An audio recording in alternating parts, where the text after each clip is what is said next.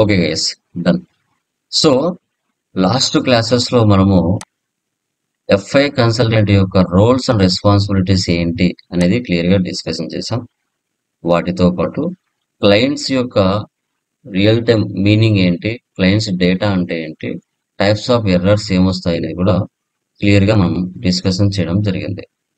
Okay, so today మనకి system landscape అంటే ఏంటి, టైప్స్ ఆఫ్ ప్రాజెక్ట్స్ అంటే ఏంటి, అసాప్ మెథడాలజీ అంటే ఏంటి, ఈ 3 టాపిక్స్ గురించి టుడే బేసిక్ క్లాస్ అనేది కంప్లీట్ చేద్దాం. ఓకే, సో ఫ్రమ్ టుమారో నుంచి ఇంకా సర్వర్లోకి మనం ఎంటర్ అవుతాం. Okay, done guys. చూడండి, సో మనకి ఈ థియరీ ఏంటంటే రేపు ఇంటర్వ్యూ పాయింట్ ఆఫ్ లో మీకు అడిగినప్పుడు మీరు కంపల్సరిగా చెప్పగలగాలి. అందుకోసమే మినిమం థియరీ అనేది మనకి ఎస్ఏపీలోకి ఎంటర్ అయ్యే ముందు మనకు తెలియాలి. సో అది మెయిన్ అన్నమాట.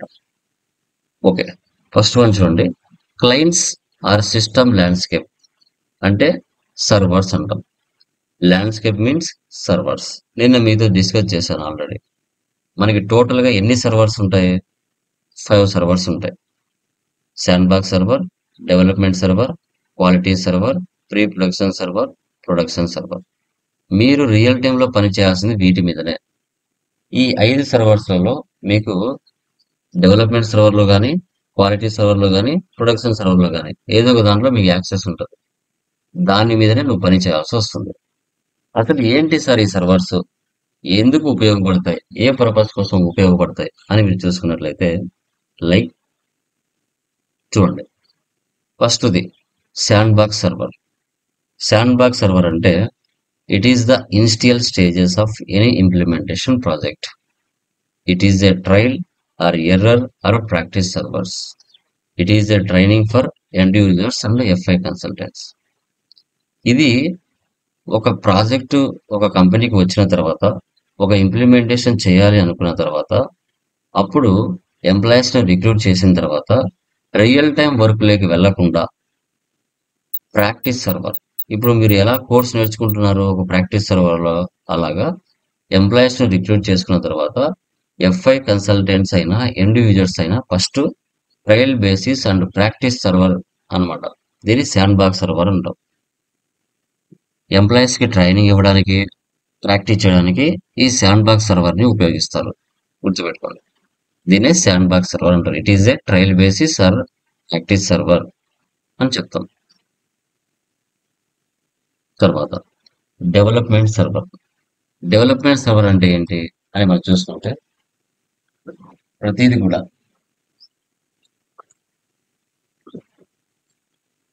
ఇప్పుడు ఇక్కడ రియల్ టైం ట్రాన్సాక్షన్స్ జరుగుతాయమ్మా, రియల్ టైం కాన్ఫిగరేషన్లు జరుగుతాయి.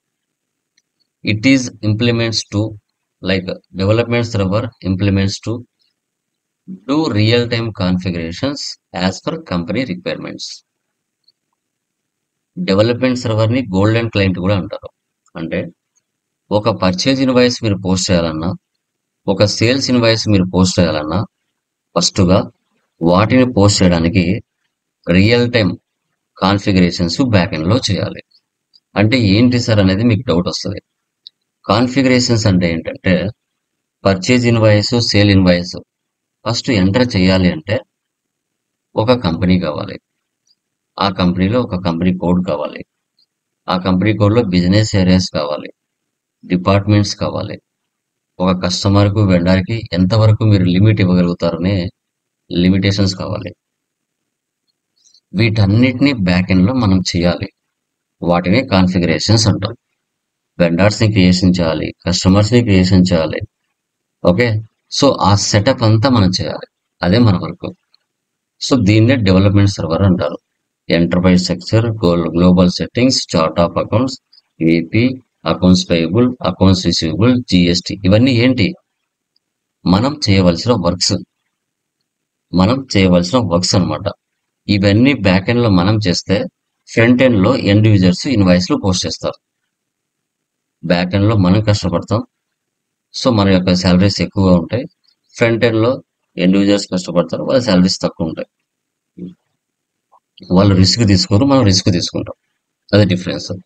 ఓకే, ఇక్కడ కాన్ఫిగరేషన్ లో మనం చేస్తాం. డెవలప్మెంట్ సర్వర్ లో మనం కాన్ఫిగరేషన్లు చేస్తాం. దీంట్లోనే మళ్ళీ యూటీ టెస్టింగ్ అంటారు, యూనిట్ టెస్టింగ్.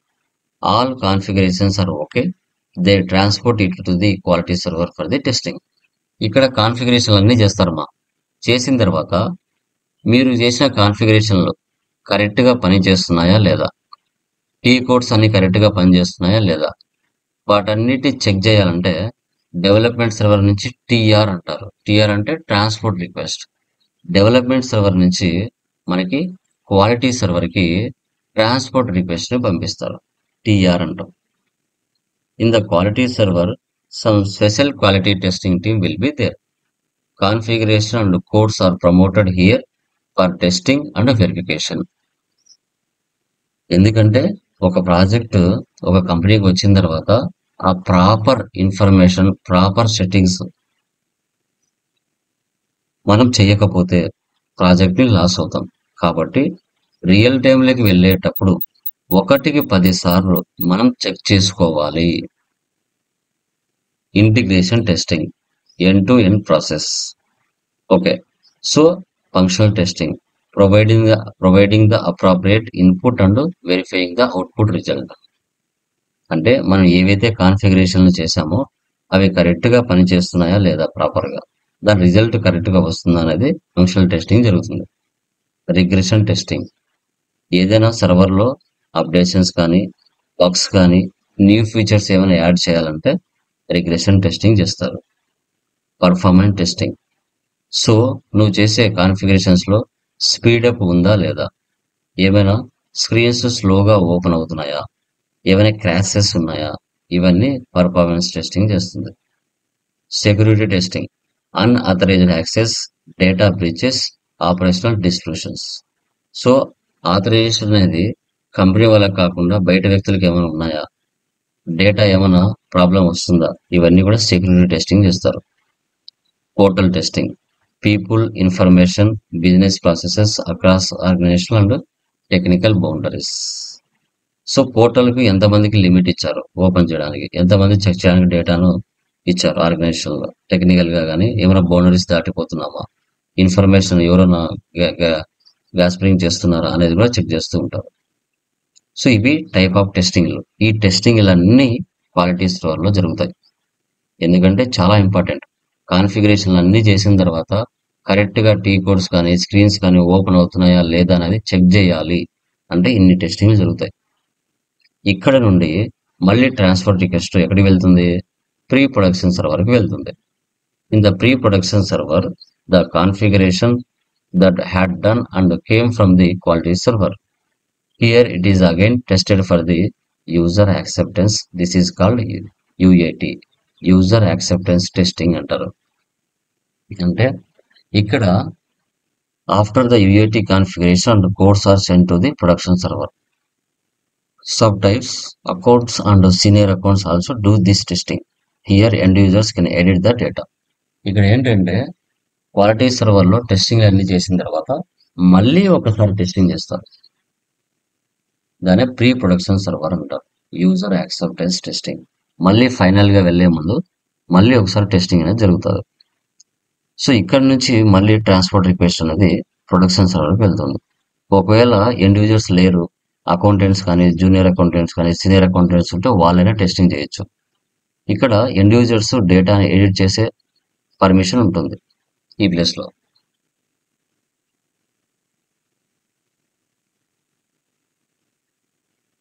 తర్వాత ప్రొడక్షన్ సర్వర్, ఇది final. This is the last and most refined client where the user will work for ఆ project go live. Any changes, new development is done, development client and the request is transported to production. Here end users are working on this server daily. They post all types of entries in this server. They can post day-to-day transactions also in this server. FI consultant can only have display access. FI consultant have no access to edit, change the data in this server. ఇది final production server అంటే real time transactions అని ఇక్కడ జరుగుతాయి. ఒకవేళ ఏవైనా changes చేయాలి అనుకోండి, new developments చేయాలి అనుకోండి, మళ్ళీ మీరు ఎక్కడికి వెళ్ళాలి, డెవలప్మెంట్ సర్వర్కి వెళ్ళాలి. అక్కడ న్యూ చేంజెస్ డెవలప్మెంట్ చేసి మళ్ళీ అక్కడి నుంచి డెవలప్మెంట్ సర్వర్కి వచ్చి డెవలప్మెంట్ నుంచి ప్రీ ప్రొడక్షన్ క్వాలిటీ సర్వర్కి వచ్చి, క్వాలిటీ నుంచి ప్రీ ప్రొడక్షన్కి వచ్చి, ప్రీ ప్రొడక్షన్ మళ్ళీ ఈ ప్లేస్లోకి రావాలి. ఏమైనా చేంజెస్ చేయాలి అంటే ఇక్కడ ఎండ్ యూజర్స్ డైలీ వర్క్ చేస్తారు. ఎఫ్ఐ కన్సల్టెంట్కి ఇక్కడ డిస్ప్లే యాక్సెస్ మాత్రమే ఉంటుంది. దీంట్లో ఎడిట్ చేసే కెపాసిటీ, పర్మిషన్ ఎఫ్ఐ కన్సల్టెంట్కి ఉండదు. ఇంటర్వ్యూలో మీరు ఇలా చెప్పాలి. సో దీన్ని ప్రొడక్షన్ సర్వర్ అంటారు. దీన్నే ప్రొడక్షన్ సర్వర్ అంటారు. మీరు రియల్ టైంలో వర్క్ చేయాల్సింది వీటి మీదనే. మనకి రియల్ టైంలో development server, quality server, production server ఇవి 3 మాత్రమే ఉంటాయి. Development server, quality server, production server. Sandbox server, pre production server ఉండొచ్చు, ఉండకపోవచ్చు. బట్ రియల్ టైంలో మాత్రం ఈ 3 సర్వర్లే ఉంటాయి. ఈ మూడిట్లో ఒక దాని మీద నువ్వు పని చేయాల్సి వస్తుంది. దీన్నే system landscape, types of servers or clients అని చెప్పుకుంటాం. Okay, done. దీంట్లో ఏమైనా డౌట్స్ ఉన్నాయా? ఎనీవన్? శారద, రాజ్, విఘ్నత్రి, యా, రామారావు, ఏమైనా డౌట్స్ ఉన్నాయమ్మా టైప్స్ ఆఫ్ దీనిలలో మనకి? Okay, done guys.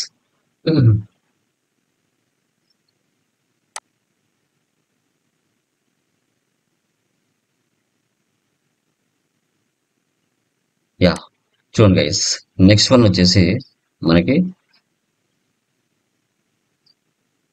Types of projects in SAP. Types of projects ఏమున్నాయి మనకి? Implementation project, support project, rollout project, upgrade project, conversion project, mergers and acquisition projects. Okay, నిన్న మనం discuss చేసాం కదా, what is the meaning of implementation project? చెప్పండి, implementation అంటే ఏంటి అసలు? చెప్పండి guys, what is the meaning that implementation? నిన్న మనం డిస్కస్ చేసాం, చెప్పండి.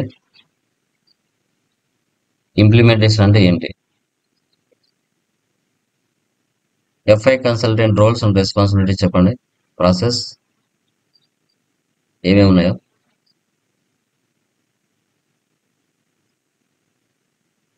చెప్పండి మా.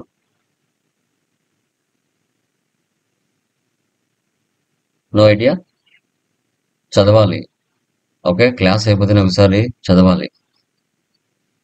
చూడండి, so it is a pure development of the project where we map and design client business requirements in the system SAP system for the first time by using ASAP methodology. We are going to convert the data from non-SAP systems to SAP. We have different types of accounting packages like Tally, QuickBooks, Oracle, PeopleSoft. Company will follow ASAP methodology to process this. ఇప్పుడు మన యొక్క business data టాలీలోనో, quick books లోనో, people soft లోనో మనం ఉపయోగిస్తున్నాం. Non SAP నుంచి ఎస్ఏపిలోకి డేటాను implementation చేయాలి.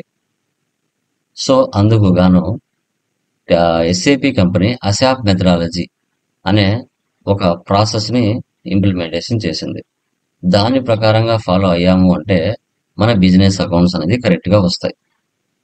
ఒక ఇంప్లిమెంటేషన్ చేయడానికి మినిమం 1 year నుంచి 15 నెలలు 16 నెలలు పడుతుంది. 12 నెలల నుంచి 16 నెలల వరకు ఒక ప్రాజెక్ట్ ని కంప్లీట్ చేయడం జరుగుతుంది. ఏ కంపెనీ అయినా కూడా. ఎంప్లాయీస్ ఎంతమంది అవసరం అవుతారు? మినిమం 50 నుంచి 100 మధ్యలో ఎంప్లాయీస్ అవసరం అవుతారు. దీనే ఇంప్లిమెంటేషన్ ప్రాజెక్ట్ అంటారు. SAP support project. After successful implementation of SAP for the client, next is to provide the support and maintenance to the client for day-to-day business transactions. The important roles and responsibilities in the support project: issues and errors resolution, provide assistance to the users during the month and year-end activities, ticket-based support. Okay, ఇప్పుడు మీరు జాబ్లోకి వెళ్ళిన తర్వాత ఇంప్లిమెంటేషనే ఇస్తారని guarantee లేదు. Already వాళ్ళకి previous companies ఉంటాయి కదా, ఆ సపోర్టింగ్ లో కూడా మిమ్మల్ని కూర్చోబెట్టచ్చు, చెప్పలేం. ఓకే, ఇప్పుడు ప్రతి ఒక్క బిజినెస్ లో ఒక ప్రాజెక్ట్ కంప్లీట్ అయిన తర్వాత వాళ్ళకు కొన్ని ఎర్రర్స్, ఇష్యూస్ వస్తాయి. వాటిని సాల్వ్ చేయాలి. వాటిని సాల్వ్ అనేది చేయాల్సి వస్తుంది. Provide assistance to the users during the month and year end activities. ఎక్కువ ఎప్పుడు ఎర్రర్స్ వస్తాయి సార్ అంటే మంత్ అండ్ ఇయర్ ఎండ్ యాక్టివిటీస్లో ఎక్కువ ఎర్రర్స్ వస్తాయి. అది కూడా మీరు గమనించాలి. Month end and year end యాక్టివిటీస్లో ఎక్కువ ఎర్రర్స్ వస్తాయి. సో అప్పుడు వచ్చినప్పుడు సర్వీస్ నౌ, సొల్యూషన్ మేనేజర్, రాడెక్స్, క్లారిఫై టూల్, రెమెడీ టూల్ మీ కంపెనీలో ఏదైతే యూజ్ చేస్తూ ఉంటారో ఆ యూజ్ చేసే సర్వర్ యాక్సెస్ నుంచే, టికెటింగ్ టూల్ నుంచే మీకు వచ్చిన ఎర్రర్ అనేది P1 ఎర్రరా, P2నా, P3నా, P4ఆ. P1 P2 అయితే 2 to 6 అవర్స్ లోపల దాన్ని ఇమీడియట్ గా సాల్వ్ చేయాలి. హై ప్రయారిటీ కేర్స్ అంటాం. లేదా P3 P4 అయితే 1 or 2 days లేట్ అయినా కూడా అంత ఇంపార్టెంట్ ఏం కాదు, లో ప్రయారిటీ టికెట్స్ అని మనం చెప్పుకుంటాం. ఓకే, దీన్ని టికెటింగ్ టూల్స్ అంటారు. Okay, P1 or P2. ఓకేనా. సో ఇప్పుడు మనం మెయిల్స్ ఏ విధంగా పంపిస్తామో అలాగా స్క్రీన్ షాట్ తీసి మీరు పంపించాలి టూల్స్ లో. ఓకే, దీన్ని సపోర్టింగ్ ప్రాజెక్ట్ అంటాం. తర్వాత SAP rollout project. These projects are belongs to move the company data from one country to other country and one company code to other company code.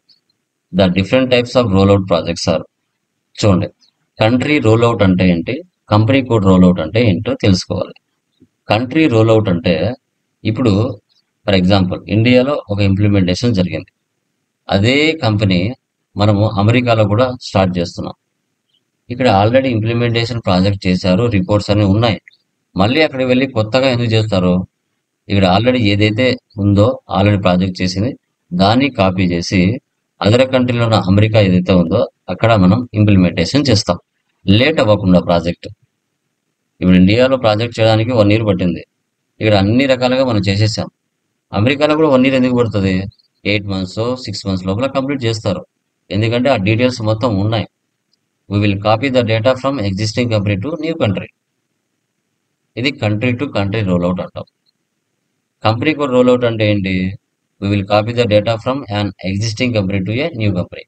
ఇప్పుడు ఆంధ్రప్రదేశ్లో ఒక కంపెనీ ఉంది, ఇక్కడ implementation జరిగింది. హైదరాబాద్లో న్యూ బ్రాంచ్ ఓపెన్ చేస్తున్నారు.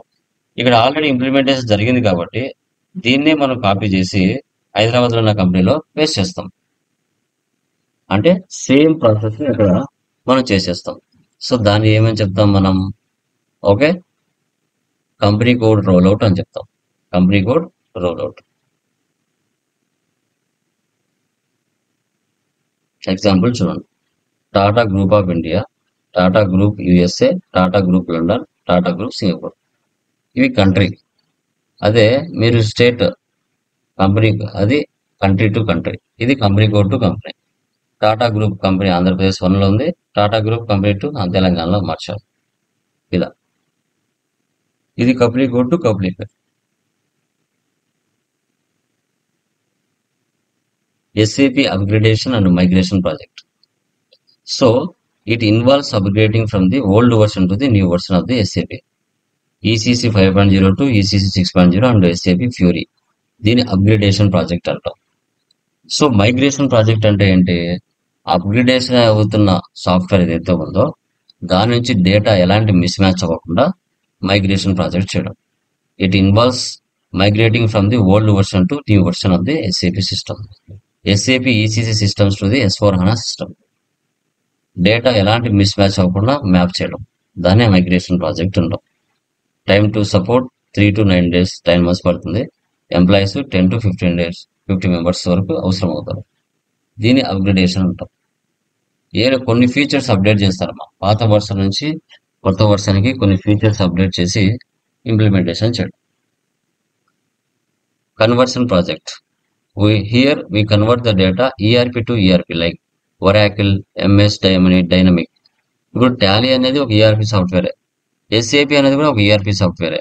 టాలీలో నుంచి డేటాని SAPలోకి మ్యాప్ చేయడం, దాన్ని కన్వర్షన్ ప్రాజెక్ట్ అంటాం. సో దాన్ని ఏమని చెప్తాం? కన్వర్షన్ ప్రాజెక్ట్ అని మనం చెప్తాం. తర్వాత merge and acquisition project. One company to another company, one company code to another company code take over. ఇప్పుడు ట్విట్టర్ని ఎలాన్ మాస్క్ తీసుకున్నాడు. ఎలాన్ మాస్క్ ఎవరు? ఇంటర్నెట్ ఇచ్చేవాడు. సో అన్ని దేశాలకు అతను ఏం చేస్తాడంటే ట్విట్టర్ని అతను టేక్ ఓవర్ చేసుకున్నాడు. అట్లా one company code to another company code, one company to another company take over చేసుకోవడం. ఇప్పుడు ఇప్పుడు ఎలన్ మాస్క్ ఒక కంపెనీ అనుకోండి, ట్విట్టర్ అనేది ఒక కంపెనీ. ఎలన్ మాస్క్ అనే పర్సన్ ట్విట్టర్ అనే కంపెనీని టేక్ ఓవర్ చేసుకున్నాడు. ఓకే, ఇప్పుడు ఆంధ్రప్రదేశ్లో ఒక కంపెనీ కోడ్ ఉంది, తెలంగాణలో ఒక కంపెనీ కోడ్ ఉంది. ఆంధ్రప్రదేశ్ కంపెనీ కోడ్ బిజినెస్ బాగా జరుగుతుంది, ఆ తెలంగాణలో ఉన్న కంపెనీ కోడ్ బిజినెస్ బాగా జరగలేదు. ఇప్పుడు ఆంధ్రప్రదేశ్లో ఉన్న మేనేజర్, కంపెనీ ఓనర్, తెలంగాణలో ఉన్న కంపెనీ ఏదైతే ఉందో అతను టేక్ ఓవర్ చేసుకుని ఆ కంపెనీని నడిపిస్తాడు. అలా దీన్ని మెర్జ్ అండ్ అక్విజిషన్ ప్రాజెక్ట్స్ అంటాం. మెర్జ్ అండ్ అక్విజిషన్ ప్రాజెక్ట్, దీన్ని టైప్స్ ఆఫ్ ప్రాజెక్ట్స్ అంటారు. వీటిని మనం టైప్స్ ఆఫ్ ప్రాజెక్ట్స్ అని చెప్తాం. వీటిలలో మీకు ఎక్కడైనా కూర్చోబెట్టచ్చు, డైరెక్ట్గా ఇంప్లిమెంటేషన్లోనే తీసుకుపోతారని గ్యారంటీ లేదు. ఓకే, సో అది ఇంకా ఫైనల్ వన్ చూడండి.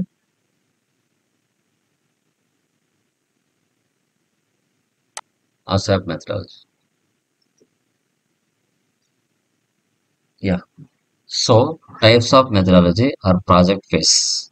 ఏ ఇంప్లిమెంటేషన్కైనా మినిమం 12 మంత్స్ నుంచి 16 మంత్స్ పడుతుంది. ఒక టీసీఎస్ కంపెనీకి ప్రాజెక్ట్ వచ్చినా, విప్రోకి కంపెనీకి ప్రాజెక్ట్ వచ్చినా, ఒక ఇన్ఫోసిస్కి వచ్చినా ఫస్ట్ 16 మంత్స్ వరకు పడుతుంది. ఈసీసీ 6.0లో ASAP, waterfall, agile methodology, ఈ మూడు మెథడ్ని ఎస్ఏపి కంపెనీ యూజ్ చేసుకోమని చెప్పింది. ఈ మూడిట్లో ASAP మెథడాలజీని ఫాలో అవ్వండి, మీ అకౌంట్స్ కరెక్ట్గా వస్తాయి అని చెప్పింది. S4 హనాకు వస్తే activate, brown field, green field methodology 3 methods ఇచ్చింది. ఈ 3 మెథడ్స్లో ఏం చెప్పారు వాళ్ళు? యాక్టివేట్ మెథడాలజీ ఉపయోగించండి, మీ అకౌంట్స్ ప్రాపర్గా వస్తాయి అని చెప్పారు. Okay okay done. ASAP methodology means ASAP stands for accelerated, used for implementation project. Speed up అనమాట. ASAP అంటే స్పీడ్ అప్, ఎంత స్పీడ్గా ప్రాజెక్ట్ని కంప్లీట్ చేయాలి. Implementation become smooth and easier, most efficient and effective manner and utilization of project resource, time, quality, people and other resources అన్నిటినీ in టైంలో సమకూర్చుకొని ఒక క్లయింట్ యొక్క బిజినెస్ ప్రాసెస్ని టేక్ ఓవర్ చేసుకొని దాన్ని ఎంత స్పీడ్గా ఇంప్లిమెంటేషన్ చేయాలి ఇన్ టైంలో, టైం వేస్ట్ అవ్వకుండా అనేది concept. Okay, ASAP methodology 5 phases ఉంటాయి. ASAP మెథడాలజీని రోడ్ మ్యాప్ మెథడాలజీ కూడా అంటారు. Project preparation, business blueprint, realization, final preparation, go live and support. ఈ 5 ఫేసెస్ని ఆర్డర్లో మనం ఫాలో అవుతే మీ బిజినెస్ అకౌంట్స్ ప్రాపర్గా వస్తాయి అని ఈ యొక్క ASAP మెథడాలజీని ఎస్ఏపి కంపెనీ ప్రాసెస్ చేసింది. ఓకే, దీని ప్రకారంగానే మనం తీసుకుని వెళ్ళాలి. ఫస్ట్ వన్ చూడండి, ప్రాజెక్ట్ ప్రిపరేషన్ అంటే ప్లానింగ్. ఒక క్లయింట్ టీసీఎస్ కంపెనీకి ప్రాజెక్ట్ ఇచ్చాడు. ఒక క్లయింట్ టీసీఎస్ కంపెనీకి ప్రాజెక్ట్ ఇచ్చిన తర్వాత సో ఫస్ట్ ఆ టీసీఎస్ కంపెనీ ఏం చేస్తుందంటే ప్లానింగ్ చేస్తుంది. సో ప్లానింగ్ అంటే ఏంటి మనకి అని చూసుకుంటే, ప్రాజెక్ట్ క్లయింట్ దగ్గర నుంచి ఇన్ఫర్మేషన్ తీసుకోవడం, కిక్ ఆఫ్ మీటింగ్స్ కండక్ట్ చేసి వాళ్ళకు ఎన్ని కంపెనీ కోడ్స్ ఉన్నాయి, ఎన్ని బిజినెస్ ఏరియా ఉన్నాయి, కస్టమర్స్, వెండర్స్ ఇండియాలో ఉన్నారా, అదర్ కంట్రీస్లో ఉన్నారా, వాళ్ళ బిజినెస్ టర్న్ ఓవర్ ఎంత, ఇవన్నీ కూడా కిక్ ఆఫ్ మీటింగ్స్లో క్లయింట్స్తో తీసుకొని ప్రాజెక్ట్ని ప్లానింగ్ చేసుకొని టీమ్ సైజ్ ఎంత అవసరం అవుతుంది, టీమ్ సైజు FI కన్సల్టెంట్స్ ఎంతమంది అవసరమవుతారు, SD కన్సల్టెంట్స్ ఎంతమంది అవసరమవుతారు, MM కన్సల్టెంట్స్ ఎంతమంది అవసరమవుతారు అనేది టీమ్ సైజ్ అనేది ఓకేనా ప్లానింగ్ చేసుకోవాలి. రోల్స్ ఫైనలైజేషన్ చేసుకోవాలి, ఎవరు ఏ రోల్కి సెట్ అవుతారు, ఎండ్ యూజర్స్ ఎవరు, FI కన్సల్టెంట్స్ ఎవరు, MM కన్సల్టెంట్స్ ఎవరు. తర్వాత సర్వీస్ లెవెల్ అగ్రిమెంట్, ఆ క్లయింట్స్తో అగ్రిమెంట్ క్రియేట్ చేసుకొని సైన్ అప్ చేయాలి, ప్రాజెక్ట్ని టేక్ ఓవర్ చేసుకోవాలి. ఇది ప్రాజెక్ట్ ప్రిపరేషన్ ప్లానింగ్. ఓకే, ఈ ప్రాజెక్ట్ ప్రిపరేషన్ ప్లానింగ్ అయిన తర్వాత నెక్స్ట్ చూడండి example Tally data migrate non SAP to SAP first time Vizag steel company వాళ్ళు ఉన్నారు. వాళ్ళు ఫస్ట్ టైం టాలీ నుంచి ఎస్ఏపి డేటాలోకి మ్యాప్ చేయాలనుకుంటున్నారు. సో అలాంటి సిచ్యువేషన్స్లో ఈ వైజాగ్ స్టీల్ కంపెనీ బిడ్డింగ్ వేలంపాట పెట్టి ఐటీ కంపెనీస్ని పిలిపించుకొని ఏదో ఒక ఐటీ కంపెనీకి ఆ ప్రాజెక్ట్ ఇచ్చేసి ఆ ప్రాజెక్ట్ని ఎస్ఏపిలోకి మ్యాప్ చేపిస్తుంది. ఇది ఫస్ట్ టైం అనమాట. దీని first time Tally data migrate non SAP to SAP first time. Wipro, Infosys, IBM ఏదైనా కావచ్చు. ఓకేనా? సో అదే తర్వాత phase 2 business blueprint documentation. So as is information, to be information, gap analysis, documentation. So మనము ఒక project take over చేసిన తర్వాత ఆ బిజినెస్ బ్లూ ప్రింట్ అనేది చూసుకోవాలి. ప్లానింగ్ చేసుకున్న తర్వాత ఇన్ఫర్మేషన్ అంతా కూడా కరెక్ట్గా తీసుకున్నామా లేదా క్లయింట్ దగ్గర నుంచి అనేదే యాజ్ ఈజ్ ఇన్ఫర్మేషన్. క్లయింట్ దగ్గర నుంచి ఇన్ఫర్మేషన్ తీసుకొని ప్రాజెక్ట్ని టోటల్గా ఇంప్లిమెంటేషన్ చేసి ప్రాపర్గా మనము ఎస్టిమేటెడ్ ఆ ఫ్యూచర్ డాక్యుమెంట్ని క్లయింట్కి సబ్మిట్ చేసామా లేదా అనేదే టు బి ఇన్ఫర్మేషన్. సో తర్వాత ఆ రెండిటికి మధ్యలో క్లయింట్ దగ్గర నుంచి ఇన్ఫర్మేషన్ కరెక్ట్గా తీసుకోలేకపోయినా, మనం ఎస్టిమేటెడ్ డాక్యుమెంట్ కరెక్ట్గా ఇవ్వకపోయినా ఎక్కడ గ్యాప్ అనాలిసిస్ ఉంది అనేది కూడా చెక్ చేసుకోవాలి. తర్వాత scope document questionnaire form send to the client. ఒకవేళ అగ్రిమెంట్లో టైం ప్రకారంగా ప్రాజెక్ట్ కంప్లీట్ కాకపోయినా వాళ్ళకి ఏమైనా డౌట్స్ ఉన్నా ఏమైనా ఉంటే క్వశ్చనరీ ఫామ్ వాళ్ళు పంపిస్తారు. వాళ్ళు ఏమైనా ఫిల్అప్ చేసి పంపిస్తారు. దాన్ని స్కోప్ డాక్యుమెంట్ అంటాం. దీన్నే business blueprint documentation phase 2 అని చెప్తాం. తర్వాత రియలైజేషన్ కాన్ఫిగరేషన్స్. 2 types ఆఫ్ configurations, baseline configuration, final configuration.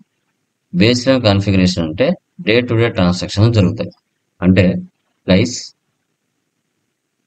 మనం చేసే కాన్ఫిగరేషన్స్ 80% ఎఫ్ఐ కన్సల్టెంట్ చేసే వర్క్.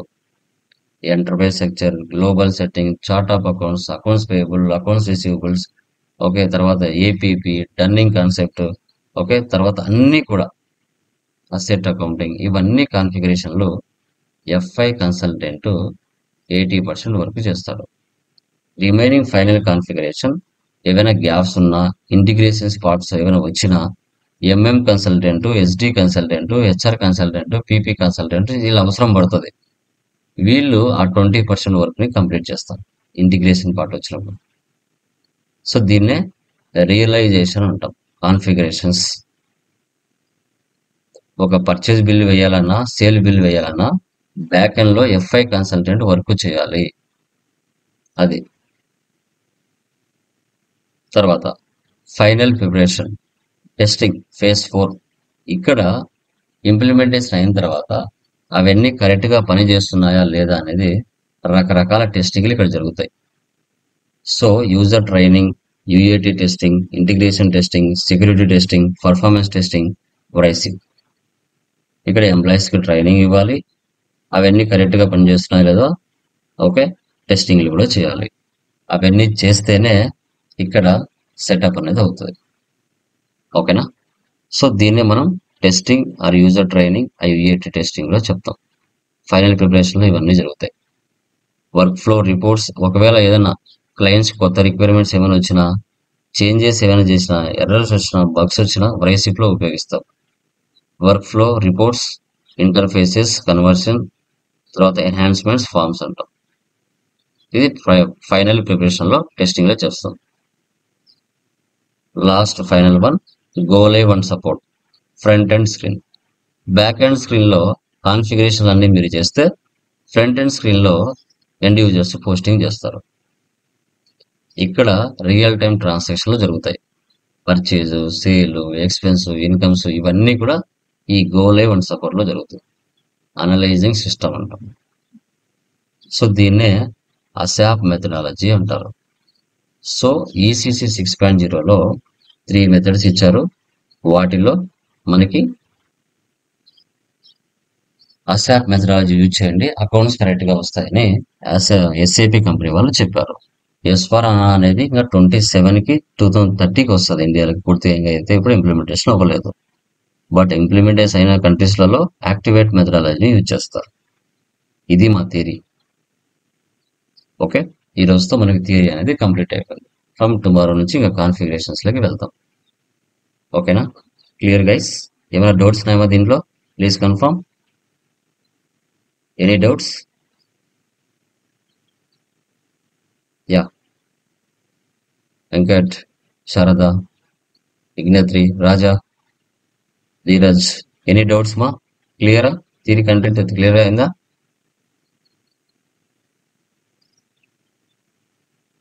గైస్ వినపడుతుందా?